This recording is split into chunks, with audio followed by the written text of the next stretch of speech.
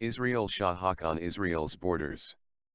The exact geographical definition of the term Land of Israel is much disputed in the Talmud and the Talmudic literature, and the debate has continued in modern times between the various shades of Zionist opinion. According to the maximalist view, the Land of Israel includes, in addition to Palestine itself, not only the whole of Sinai, Jordan, Syria, and Lebanon, but also considerable parts of Turkey. The more prevalent minimalist interpretation puts the northern border only about halfway through Syria and Lebanon, at the latitude of Homs. This view was supported by Ben Gurion.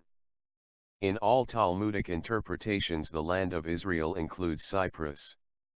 A number of discrepant versions of biblical borders of the Land of Israel, which rabbinical authorities interpret as ideally belonging to the Jewish state, are in circulation.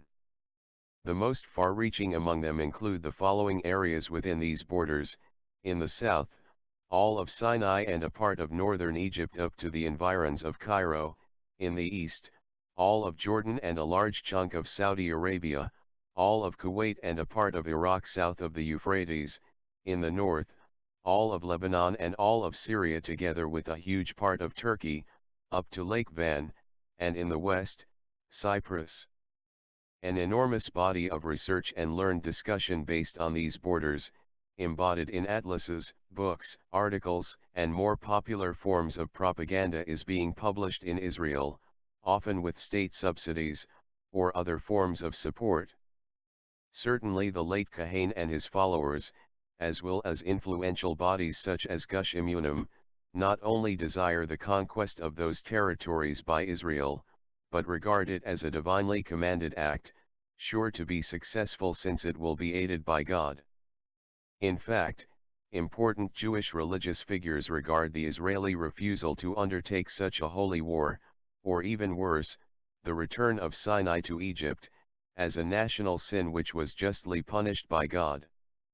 One of the more influential Gush Emunim rabbis, Dov Lior, the rabbi of Jewish settlements of Kiryat Arba and of Hebron, stated repeatedly that the Israeli failure to conquer Lebanon in 1982-5 was a well-merited divine punishment for its sin of giving a part of Land of Israel, namely Sinai, to Egypt. Although I have chosen an admittedly extreme example of the biblical borders of the Land of Israel which belong to the Jewish state, those borders are quite popular in national religious circles. There are less extreme versions of biblical borders, sometimes also called historical borders. It should however be emphasized that within Israel and the community of its diaspora Jewish supporters, the validity of the concept of either biblical borders or historical borders as delineating the borders of land which belongs to Jews by right is not denied on grounds of principle, except by the tiny minority which opposes the concept of a Jewish state.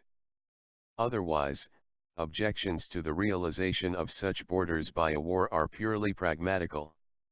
One can claim that Israel is now too weak to conquer all the land which belongs to the Jews, or that the loss of Jewish lives, but not of Arab lives, entailed in a war of conquest of such magnitude is more important than the conquest of the land, but in normative Judaism one cannot claim that the Land of Israel, in whatever borders, does not belong to all the Jews.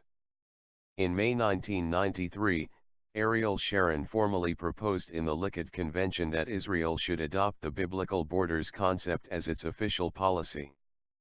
There were rather few objections to this proposal, either in the Likud or outside it, and all were cased on pragmatic grounds. No one even asked Sharon where exactly are the biblical borders which he was urging that Israel should attain. It is not only the belief itself, however dogmatic, but the refusal that it should ever be doubted, by thwarting open discussion, which creates a totalitarian cast of mind. Israeli Jewish society and diaspora Jews who are leading Jewish lives and organized in purely Jewish organizations, can be said therefore to have a strong streak of totalitarianism in their character.